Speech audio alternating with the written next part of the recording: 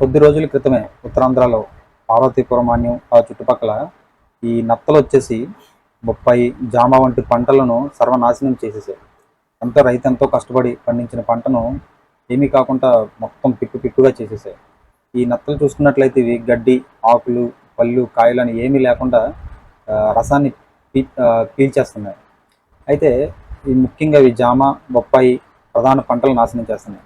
ఇప్పుడు ఆంధ్రప్రదేశ్లో రైతుల పరిస్థితి ఎట్లా ఉంది అని అంటే, ఒక పక్క యూరియా సరిగ్గా అందడం లేదు, అలాగే కష్టపడి పండించిన పంటకు ఉల్లి, టమాటా వంటి పంటలకు మద్దతు ధర లేకపోవడం, మరి ₹5 కేజీ, ₹5 కంటే తక్కువగా రావడం కూడా చాలా బాధాకరం, దురదృష్టకరం కూడా. అయితే దేశానికి వెన్నెముక రైతు అంటారు, కానీ ఆ రైతుకు మాత్రం ఈ కష్టాలు తీరడం లేదు. ఇప్పుడు మళ్ళీ మన గోదావరి జిల్లా అయినటువంటి నల్లజర్ల మండలం సమీపంలో ఈ నత్తల బడద చాలా ఎక్కువైపోయిందనమాట. అది చూద్దాం ఒకసారి. చూడండి, ఆంధ్రాలో పంటలపై ఆఫ్రికా నత్తల దాడి పంటలను పట్టి పీల్చేస్తున్నాయన్నమాట. చెట్ల కాండాలకు పట్టి రసం తాగేస్తున్నాయి. నిలువున ఎండిపోతున్న చెట్లు, పంటలు. కేరళలో కనిపించిన ఈ నత్త రాష్ట్రంలోకి చొరబడింది. రైతులంతా సామూహిక నిర్వహణ చర్యలు చేపట్టాలి. నత్తల బెడదపై ఉద్యాన శాస్త్రవేత్తలు సూచన. ఎందుకంటే ఇప్పుడు నా పంటలో నత్తలు పడ్డాయి అనుకో, నేను ఇక్కడ మందు చెల్లినంత మాత్రాన అవి వెళ్ళిపోవు. కొన్ని ఈ పురుగుల మందులు దీనికి పనిచేయవు. ఎందుకంటే నత్త అనేది పురుగు జాతికి సంబంధించింది కాదనమాట. నత్త అనేది పురుగు జాతికి సంబంధించింది కాదు. ఇవి కీటకాల్లోకి వస్తాయి. ఈ కీటకాలకు సంబంధించినటువంటి మందులు వాడాల్సి వస్తుంది.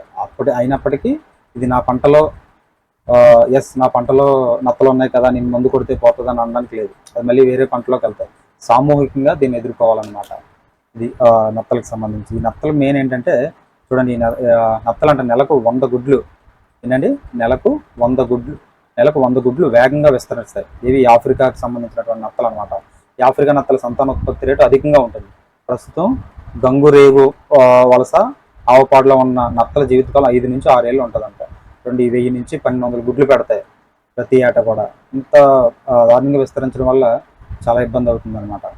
నెక్స్ట్ వచ్చేసరికి మరి దీనికి ఏంటి నివారణ అని చూసినట్లయితే, ముఖ్యంగా వీటికి కాపర్ సల్ఫేటు, ఐరన్ సల్ఫేట్ మిశ్రమాన్ని నీటిలో కలిపి చెట్టుపై పిచికారీ చేయడం వల్ల మంచి ఫలితాలు వచ్చే అవకాశం ఉంటాయని శాస్త్రవేత్తలు చెప్తున్నారు. అలాగే 1 లీటర్ నీటికి 1.5 గ్రాముల కాపర్ సల్ఫేట్, 2 గ్రాముల ఐరన్ సల్ఫేట్ పిచికారీ చేయడంతో నివారణ సాధ్యమవుతుందని వివరించారన్నమాట. ఇలా చేయడం వల్ల ఒక 30% నత్తలు చనిపోయే అవకాశం ఉంటుంది. ఓకే, 2 రోజుల తర్వాత మిగతా 70% నత్తలు కూడా చనిపోయే అవకాశం ఉంటుంది. ఇది నివారణ. ఓకే, అయితే అసలు ఏంటి నత్తలు ఎక్కడి నుంచి వచ్చాయి ఏంటి అని చూసినట్లయితే, మనకి ఇది గోదావరి జిల్లాలో నల్లజర్ల మండలం దగ్గర ఇవి కనిపించాయి. ఇవి బయటకు వచ్చి ప్రధానంగా చూసుకున్నట్లయితే ఇవి నిమ్మ, కోకో, పామాయిలు, బొప్పాయి, జామ తోటల్లో ఎక్కువగా చెట్ల కాండాలు పట్టుకొని వాటిని రసాన్ని పీల్చేస్తున్నాయి.